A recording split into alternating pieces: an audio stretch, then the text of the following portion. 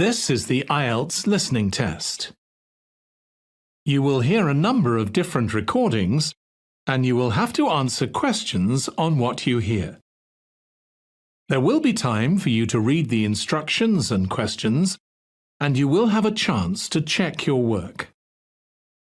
All the recordings will be played once only. The test is in 4 parts. At the end of the test, you will be given 10 minutes to transfer your answers to the answer sheet. Now turn to Part 1.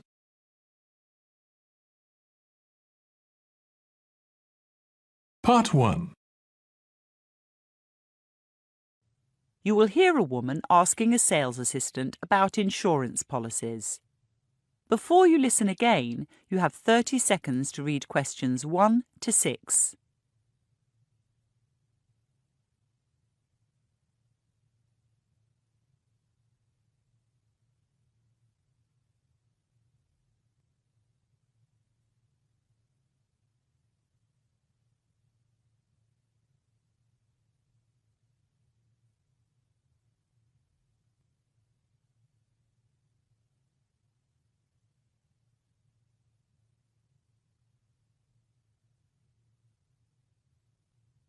Good morning. Take a seat. I see you've picked up some of our brochures. Yes, I've been reading the one on travel. Would the travel insurance be for you or for your family as well? Just for me. So, individual. That's right. Are you looking for a basic or a comprehensive policy? To be honest, I've had basic in the past, but it didn't pay out very much. That's often true. With our company, you can be insured for different amounts. For instance, in Section 1, Baggage and Personal Effects, you can be insured for all 5 subsections or for as few as 2. I think I'd like insurance for all 5 since I'm going to some unsafe places. Wise decision. By the way, can a camera be counted as a single item, or must it be included in cameras and portable electronic equipment? If you have an expensive camera, you can nominate it as a single item. Our maximum payout is $1,500. Occasionally, people have their camera and computer stolen together. If insurance is only taken out on subsection 2, this may not cover the replacement of both things. That's what happened with my previous policy. However, in that one, there was a higher limit for lost or stolen money. Yours is only $700. These days, with credit cards, people don't carry much cash, so we've set the limit accordingly. Still, we pay out well for documents. Indeed. In the disrupted travel section, reasonable costs is written for a missed connection or an early return instead of an amount of money. What exactly are reasonable costs? Put it this way. If you miss your flight due to poor weather that is verifiable, we pay $300 per day of lost time. If you arrive at check-in as the aircraft is leaving because you overslept, we still pay out, but only $100 a day. We rely on information from the airline to determine this. Before you listen to the rest of the conversation, you have 30 seconds to read questions 7 to 10.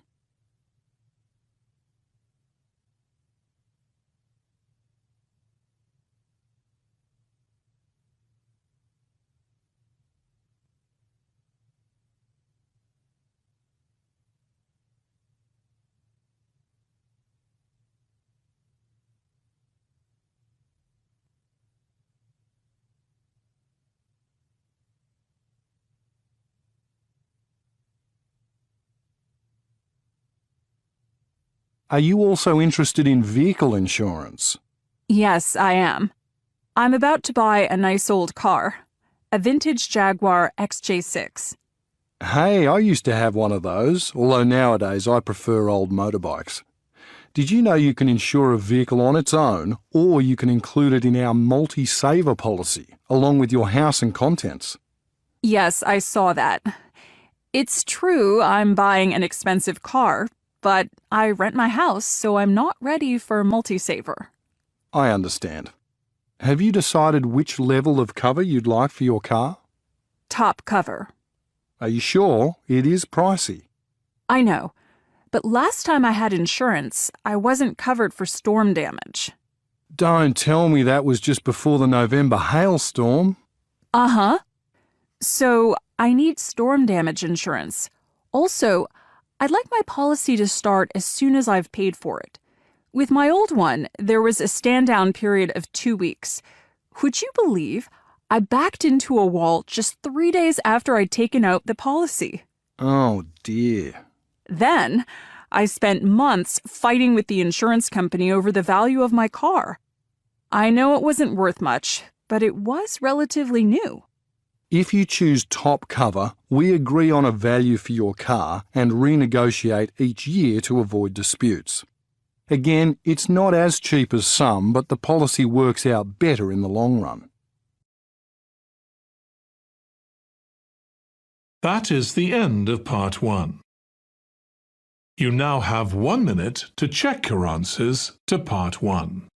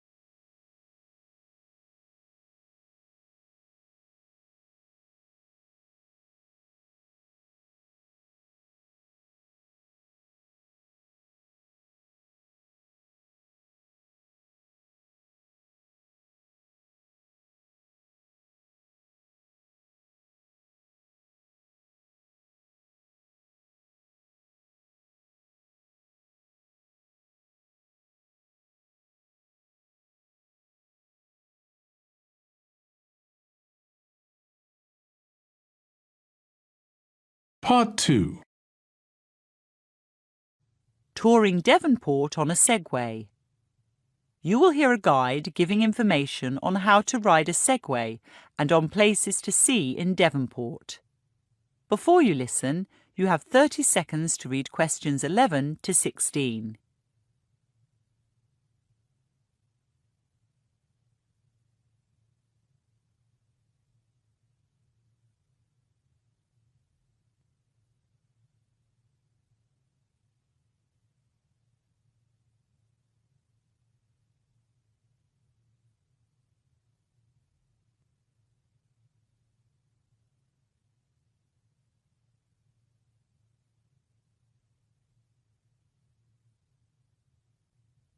Hi folks. Before we start, I'd like to check if there's anyone here under the age of 13. No? Anyone who's pregnant or who's just had leg surgery? Good. Our company isn't insured for these users. Now, I can see you're all eyeing your Segways with interest. They're curious beasts, aren't they? Battery-driven, two-wheeled vehicles often used in crowd control or postal delivery. I'll be giving detailed operating instructions in a moment, and then I'll outline our route. In 2.5 hours, we won't see everything in Devonport, but we'll take in much more than if we were on foot. In fact, the maximum speed of a Segway is 18 kilometres per hour. Righto! Safety gear. Here are your helmets. Please keep them on while riding. I hope you're wearing flat enclosed shoes as well. Actually, you can operate a Segway in any footwear, but our company insists on sturdy shoes because we explore tunnels and walk around rocks at North Head. So, riding a Segway is marvellously easy once you know how. It's important not to think of a Segway as similar to a bicycle or a scooter, since a Segway rider barely needs to exert energy to move. This concept of movement with minimal exertion seems foreign to some beginners, and most mishaps are the result of riders jerking backwards and losing their balance. Another mistake learners make is to hop off a Segway when they've stopped. But a Segway is as steady when stationary as when in motion, so don't dismount unless there's a place you can't ride into, like the tunnels in North Head or the French Café, where we end our tour. A Segway is also robust. It's quite light at 36 kilograms, and its low centre of gravity and wide tyres mean it can handle many different surfaces. In fact, I've been in the snow with mine. However, a Segway does have a delicate internal mechanism. It contains a gyroscope, a device that's constantly moving to keep itself and you upright. OK, using the controls. The first thing you'll notice is that there are hardly any. There's an on-off button and a screen indicating battery life and operational mode. We'll be using normal. So, let's turn on our Segways. Now, hold the post upright and place one foot on the platform. Push the on-off button. You'll see the red lights rotating while the gyroscope is calibrating.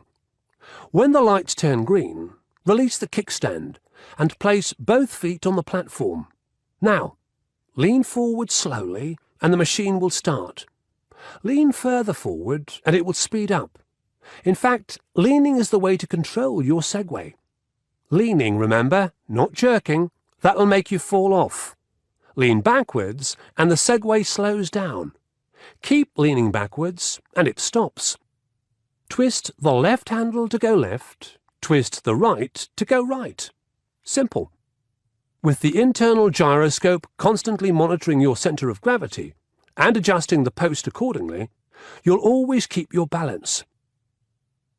Before you listen to the rest of the talk, you have 30 seconds to read questions 17 to 20.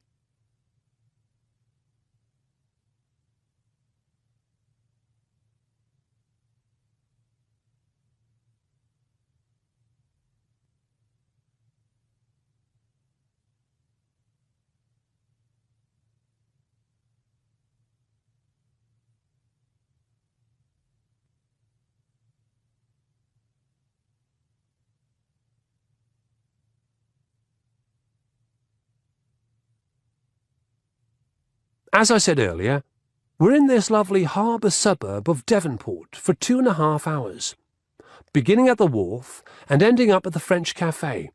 On the way, we'll pass a yacht club, quite a famous club in fact, and a church and graveyard that are the oldest in this part of the city.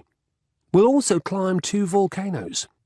The first volcano has remains from pre-European settlement in the form of storage pits and terraces, but there are no buildings left. The second volcano, called North Head, has a museum at its base and some disused tunnels. The museum is devoted to naval history, but I'm afraid we won't have time to visit. Where do we go next? Oh yes, the rocks below North Head. The rocks below North Head lead to Cheltenham Beach. We'll leave our Segways above the rocks while we explore. It's too cold to swim at this time of year, but people do in summer. Throughout our tour, I'll be guiding you on your Segway adventure and recounting some amazing tales of this historic suburb.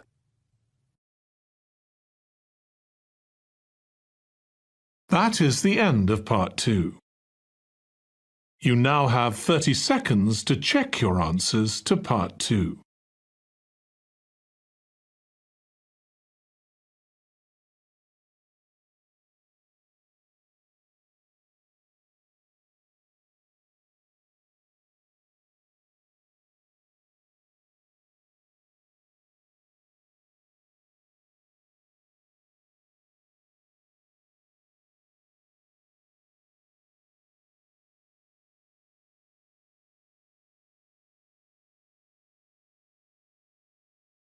Part 3. Study options. You will hear a professor talking to her student about his study options. Before you listen, you have 30 seconds to read questions 21 to 24.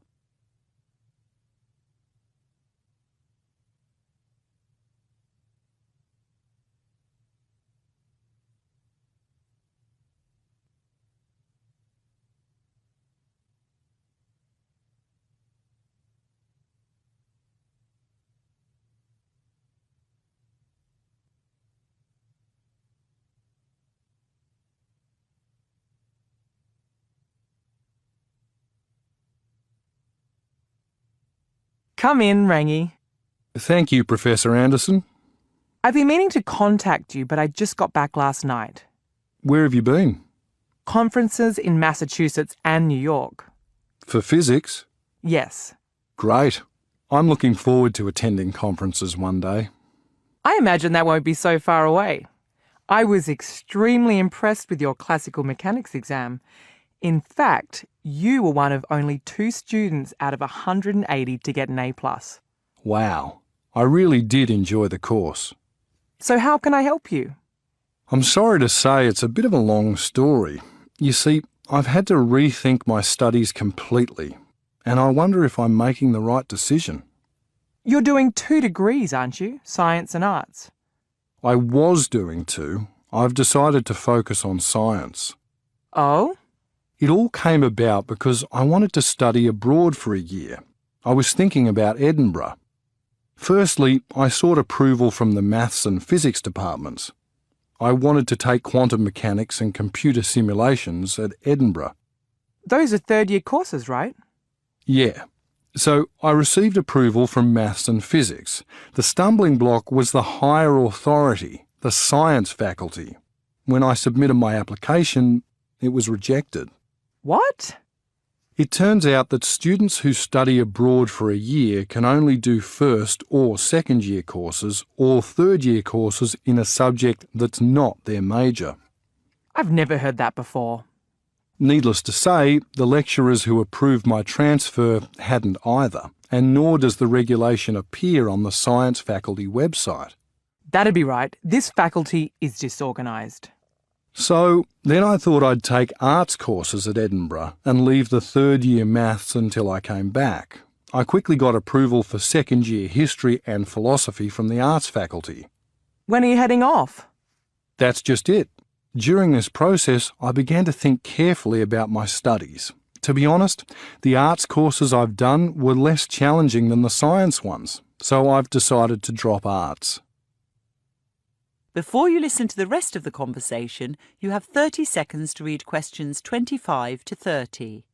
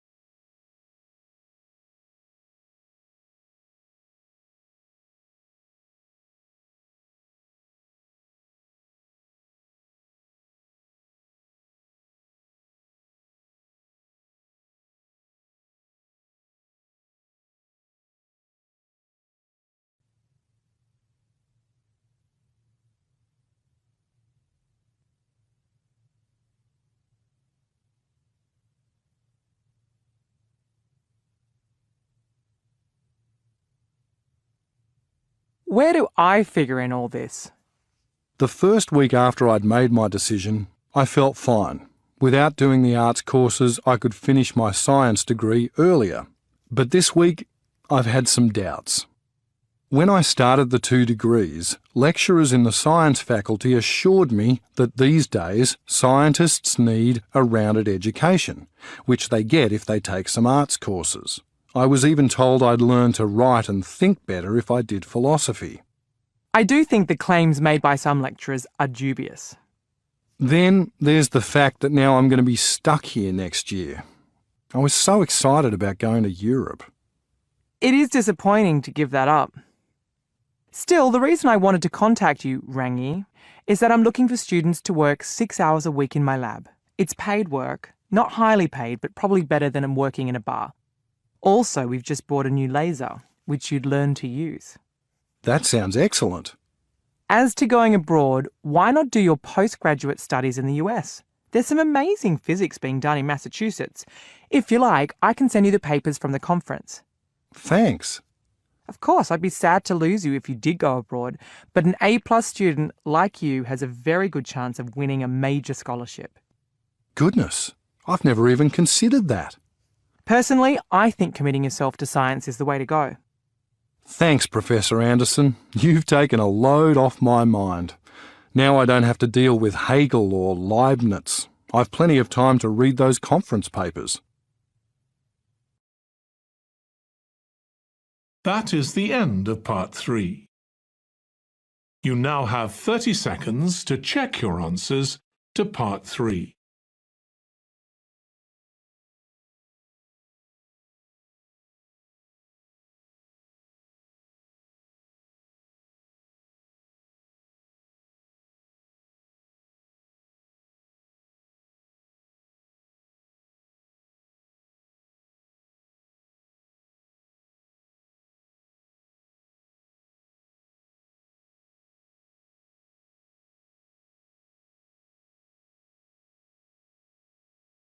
Part 4. The ugly fruit movement. You will hear a lecture on the ugly fruit movement as an effort to prevent food wastage. Before you listen, you have 45 seconds to read questions 31 to 40.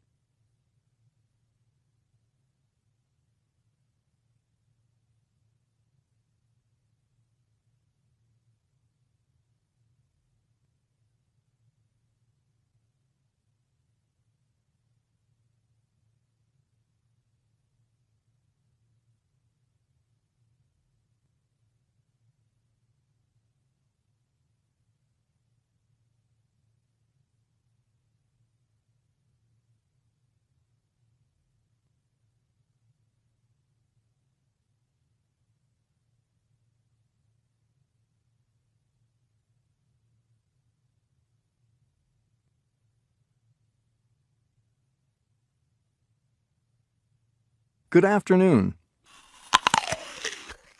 I was in such a hurry I didn't have breakfast. I'd like to show you these apples that my neighbor grew. This one's fine, but this one's an odd shape. You certainly wouldn't find it on sale at a supermarket in this country, but it tastes great. Today, I'd like to discuss food wastage and a movement attempting to address the issue. There are ugly fruit exponents throughout Europe, but I'll focus on a group in Portugal called fruta feia, which means ugly fruit. But first, some statistics. According to the Food and Agricultural Organization of the United Nations, or the FAO, around 40% of food for human consumption is wasted globally. The direct economic impact of this is a loss of $750 billion each year. Meanwhile, every day, 870 million people worldwide go hungry. The environmental effects of food production are also astounding.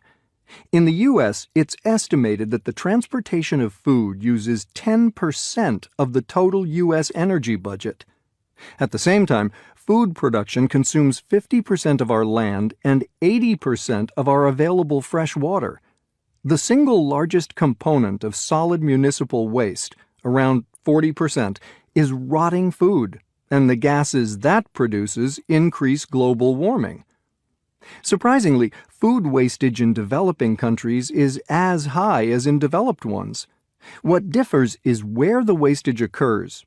In a country like Bolivia, Laos, or Zambia, food loss occurs after harvesting and during processing due to inadequate storage, poor transportation infrastructure, and warm climatic conditions, whereas in the developed world, wastage occurs at the retail and consumer level. Consumers seldom plan their shopping, which leads to overpurchasing, or the enormous variety of supermarket food encourages impulse buying.